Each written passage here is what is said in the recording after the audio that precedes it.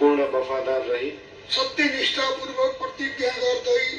सत्यनिष्ठापूर्वक प्रतिज्ञा गर्दै ईश्वरको देश र जनताको नाममा ईश्वर देश र जनताको नाममा शपथ लिन्छु कि प्रधानमन्त्री पदको जिम्मेवारी प्रचलित कानुनको पालना गरी मुलुक र जनताको भलो चिताई कसैको डर नमानी पक्षपात नगरी पूर्वाग्रह वा खराब भावना नलिई ईमानदारीका साथ गर्नेछु र आफ्नो कर्तव्य पालनको सिलसिलामा